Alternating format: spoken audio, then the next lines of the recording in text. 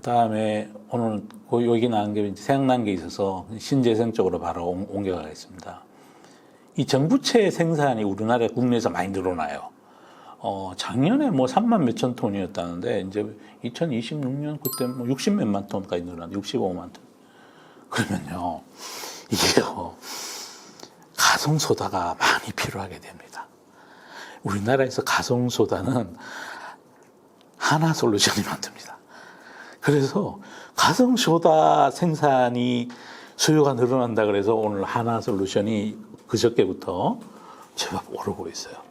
그리고 또 이제 하나솔루션이 PVC를 많이 만들죠. 기존 그거에서 이제 PVC가 뭐 그 주로 소요되는 데가 건설 자재 이런 쪽에 많이 있어요. 거기도 시향이 별로 좋지는 않아요. 근데 중국에서 태양광 모듈 가격을 이제 한 30% 다운 시키면서 주가가 얻어 터졌는데 터지고 나서 이제 터진 건 그걸로 터지고 회복되는 거는 가성소다 스토리로 지금 회복되고 있는 중이에요. 그다음 이제 OCI 그룹이 이제 분사를 했죠. 회사를 두 개를 나눴잖아요. 거기 아직 정확하게 어떻게 해야 될지 잘 모르겠어요. 그리고 폴리실리콘 가격은 지금 계속 이러고 있는 중이야. 많이 내렸어요. 하여튼 그게 그 반도체용 11라인 순도가 있어야 된다 그러고 뭐 태양광은 뭐 11라인이라는 게 이제 순수도가 이제 100%가 순수도잖아요. 그러니까 99.99999 거기 9가 11개가 있다. 그래서 11라인 순도. 거기 더 9가 많아질수록 더 100에 가까워지겠죠. 그죠? 그다음 뭐 더 태양광용은 거기까지 순도가 안 높아도 돼요. 그 대신 순도가 높을수록 이제 전기의 집적도나 이런 게 더 웨이퍼로 만들었을 때 높아지겠죠. 폴리실리콘을 가지고 가가지고요. 이제 인곳 만드는 회사가 있어요. 인곳 이렇게 만듭니다. 만드는 회사가 있고 이 회사가 이런 그 복잡 비율을 뭐 이렇게 하여튼 뭐 이렇게 된 통 여기 다 가득 차 있는 거죠. 그 폴리실리콘으로 막 이렇게 빽빽이 차 있는 통 갖고 와요. 그럼 이걸 갖고 웨이퍼 만드는 회사들이 있어요. 이걸 갖고 와서 이제 떡국 썰듯이 이렇게 어슷하게 써는 게 아니고 직각으로 이렇게 싹 썰어가지고 얇게 썰어요. 그걸 웨이퍼라 그래요. 네, 웨이퍼라 그래요. 그럼 여기 순도가 높아질수록 이 웨이퍼가 전기에 더 잘 반응하겠죠.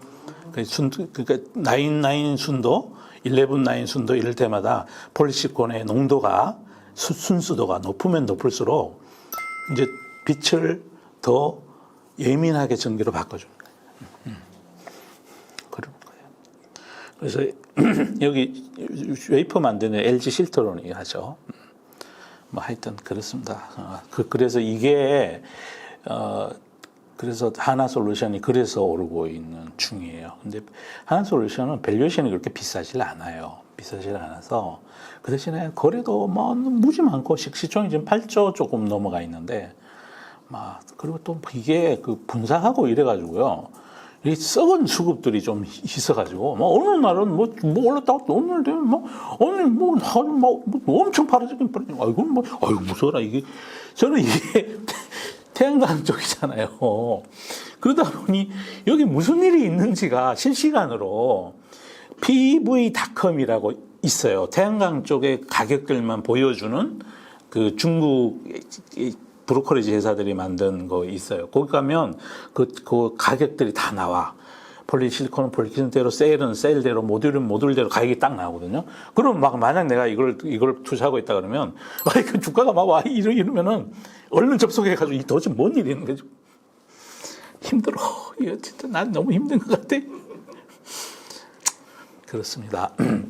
그리고 바이오 쪽에 뭐 이렇게 쭉 정말 잘 가는 회사가 하나 있어요. 뭐 주간으로 이 회사는 주간으로 보면 뭐 이번 주간에도 엄청 올라 있어요. 뭐 지금 뭐 또 내일은 왜 될지 몰라. 근데 시총이 작은 애기다 보니까 주가의 변동성은 항상 있어요. 있는데 장기적인 꿈의 크기, 산업에 미치는 영향, 그다음에 이번에 미국에서 논문을 16편 발표를 했고 그 ASCO에서 앞으로의 치료의 메인 스트림으로 자리 잡게 된 ADC, 그러니까 항체 약물 전달 물질이에요. 이제 그걸로 쉽게 얘기하면 표적 항암제, 면역 항암제가 앞으로 대세가 된다 이 얘기예요. 이제 거기에 굉장히 중요한 역할을 하는 우리나라의 회사가 있어요.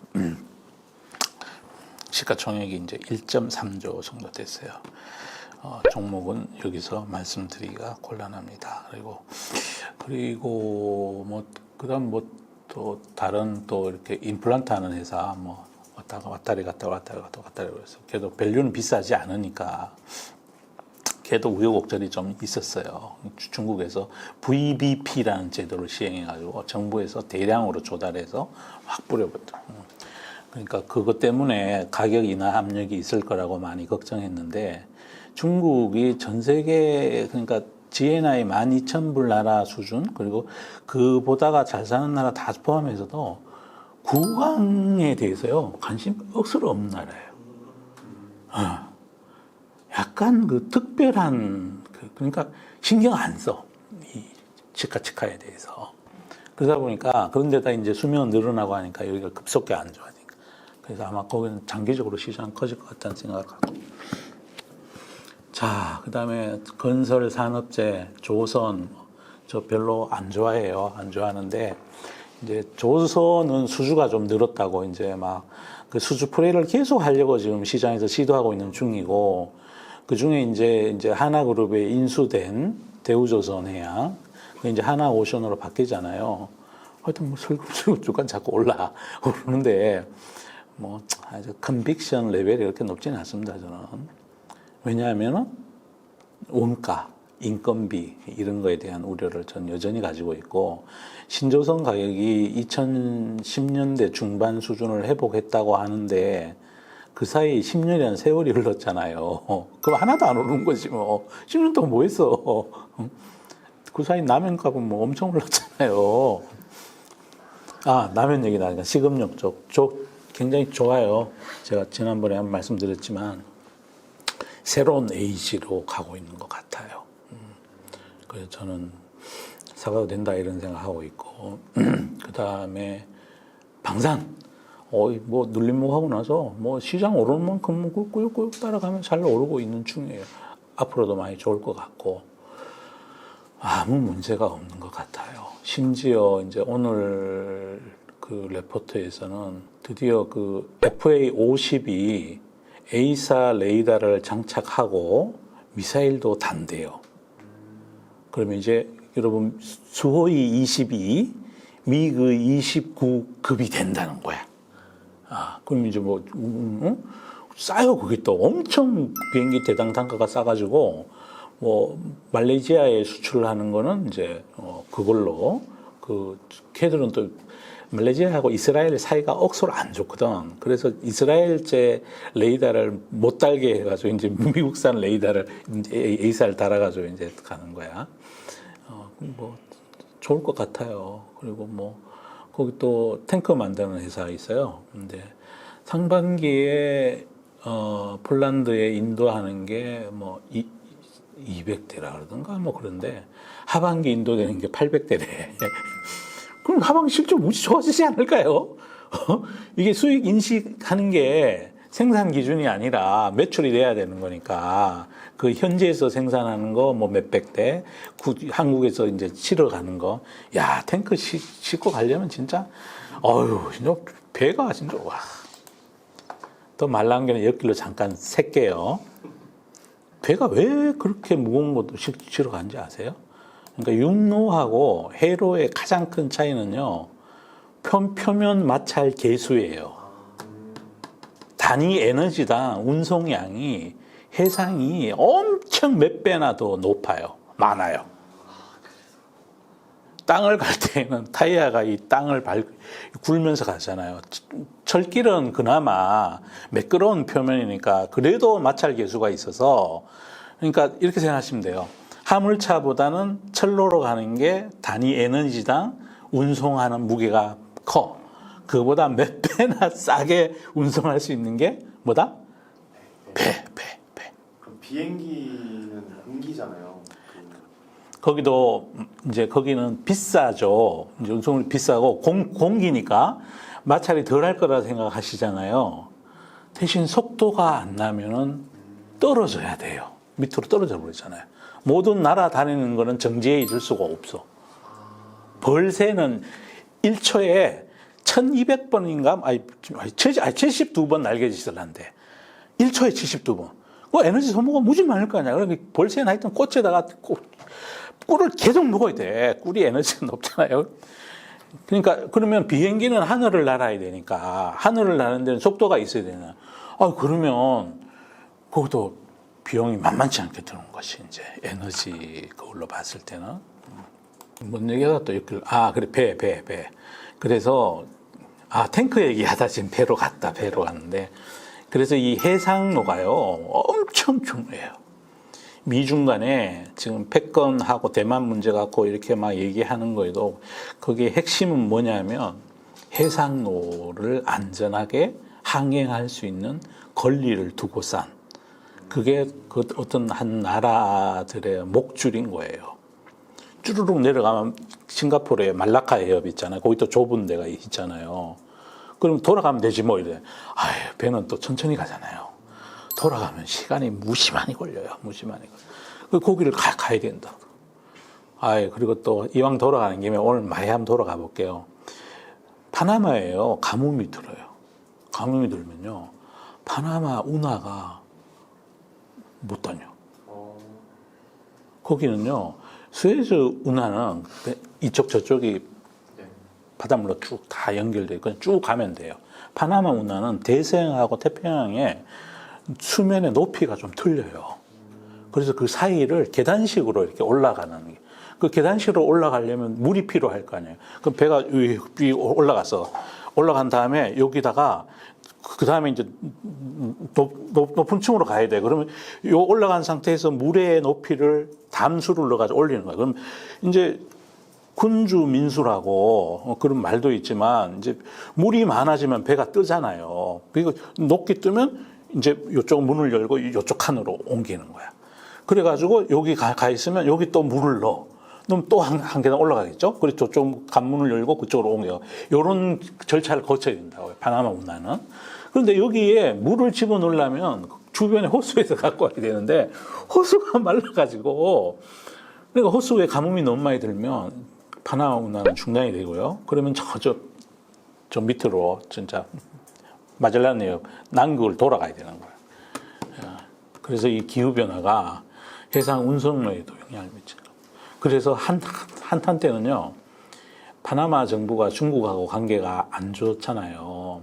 요즘은 뭐 그때 하여튼 안 좋아가지고 중국 배에 대해서 뭐 어쩌고저쩌고 그러니까 중국이 그 위에 어디더라 니카라가든가 뭐 저 거기에다가 거기다가 우리나라를 뚫겠다고 한때 그런 적이 있었어. 시도까지 많이 하고 그랬어요. 그러다가 그 나라의 정권이 바뀌면서 그래 안 해 이렇게 돼가지고 지금 걸고 있는 거예요. 그런데 저기 파나마 운하가 만약에 앞으로 가뭄이 많이 들어가지고 문제가 생기면 그런 시도가 또 생길 수도 있어. 배 얘기하다 운하까지 갔습니다. 또 하나만 더 말씀드리자면 우리가 그 컨테이너선, 벌크선 이거를 크기를 얘기할 때 파나맥스급이라고 수에막스급 뭐 이런 식의 표현을 해요. 그러니까 파나마 운하를 통과할 수 있는 정도의 크기, 그걸 파나막스급이라고 그래요. 그냥 대양을 다닐 때는 배가 아무리 넓어도 아무 상관이 없잖아요. 근데 여러분 배를 가만히 보면 이게 쭉 이렇게 좁게 이렇게 돼 있잖아요. 그러니까 태평양에서 미국 동부로 물건을 실어 나르려면 다 파나막스급을 준수해야 돼. 거기 표준 사이즈야, 그 길 때문에. 그 통로가 되게 좁아요. 파나마 운하를 보면. 그건 제가 가보지는 못했어요. 근데 조선 공부하다 보면 그런 거 공부하게 돼요. 많이 돌아왔다. 하여튼 이제 수주가 는다고 그리고 이번에 신조선가가 제법 올랐다. 라고 해서 그렇게 주가가 또 시장도 올랐으니까 나도 키 맞추기 할래 해서 조금 올랐어, 조금. 많이 오르지는 않아, 또. 많이 오를 수가 저는 잘 모르겠어. 건설 저 비선호 섹터고요. 그거는 제가 여러 번 말씀을 드렸으니 됐고. 음식료 잘 가고 있습니다. 잘 가는 두 개의 우리 이제 있고 K-팝 또 눌림목 하고 있어요. 이제 종목별로는 이제 밸류에이션, PER 이런 거에 따라 가지고 외국인 기관 수급에 그게 차이가 나요. 차이가 나요. 1등 회사는 1등이니까 밸류에이션을 높게 받고 있고, 근데 또 밑에서 우리 막 국내 기관들이 막 방탄소년단 뭐 해체된다 그래가지고 막 집어 던진 걸 그때 외국인들이 감사합니다 하고 많이 샀잖아요. 요즘은 이제 반대가 됐어. 이제 올라와 있는데 기관 투자가들은 또 막 레포트 나오고 이러니까 막 사고, 거기다 외국인들은 어느 날은 조금씩 이실은 하고, 거기다가 뭐 스쿠터라는 미국에 있는 임원이 있어요. 아티카 홀딩스 그 임원이 자기가 각 주식을 1% 갖고 있는데 0.8% 남기고 그 주식을 블럭들로 팔았다. 그게 얼마더라? 8만 주인가 뭐 7만 주를 팔았어. 그걸 또 얻은 그거를요. 외국계 증권사들이 하는 것 중에 퍼실리티 기능이라는 게 있어요.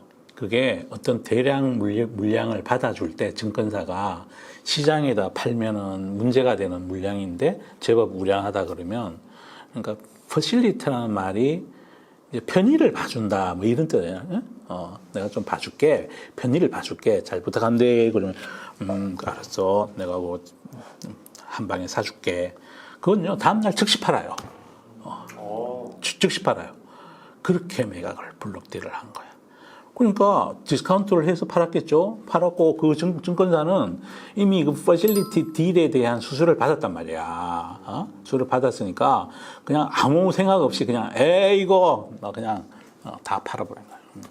그렇게 파니까 또 그 내용을 자세히 모르는 우리 돌고래 독수리 여러분들이나 기관 투자가나 이런 분들 중에 그걸 잘 모르는 사람들은 이거 뭔 일 있나? 이래가지고 막 그리고 막 네이버 토론방에 막 뭐라고 막 쓰는 거지 이제 막. 아이고 그렇습니다. 금융주는 말씀 안 드려도 될 걸 정도가 됐고, 그다음에 배당 많이 준다는 제가 전에 있던 맥커리 인프라 있어요. 뚜벅뚜벅합니다. 그 회사 여기 돌고래 독수리 여러분들 연봉 한번 쳐보세요. 정말 아마 침이 꿀꺽 넘어갈걸요. 뭐 이런 데가 다 있나. 그 회사의 좋은 점은 제가 저번에도 한 말씀드렸으니까 거기서 거기 이렇게 있습니다. 심지어 금융주 중에요 배당 수익이 10% 넘는 것도 있어요. 이거 난 그 은행에 주식사지 뭐하러 그 은행에 정기예금 하나 싶어요. 또 어떨 때는. 근데 요 주식은 또 주가 떨어질 수도 있는 거니까. 시장에 플랫폼을 안 했는데 진짜 삐뽀입니다. 여러분 플랫폼 주식들을 정말 조심하셔야 됩니다. 그 이유에 대해서 좀 이따가 다시 뉴스를 보면서 말씀드리겠습니다. 자, 그러니까 주간 시황 마치겠습니다. 일단 주가는 기업이 결정합니다. 세상의 변화가 만들고 세상의 변화에 잘 적응하는 기업이 만들지 큰 손들이 만드는 거 아니에요. 큰 손들이 만들 수 있는 주가는 그 사람이 주식을 다 팔 때까지 뿐이에요. 그리고 그 사람의 의사결정이 옳다는 보장이 어디에 있습니까? 그 사람들도 미래 세상의 변화를 쥐가 귀신도 아닌데 어떻게 다 알고 매매했겠냐고요. 예? 그래서 세상의 변화를 미리 꿈꾸고 예측하는 것만이 항상 깨어 있으면서 그걸 하는 게 좋을 것 같아요. 자, 이상 마치겠습니다. 감사합니다.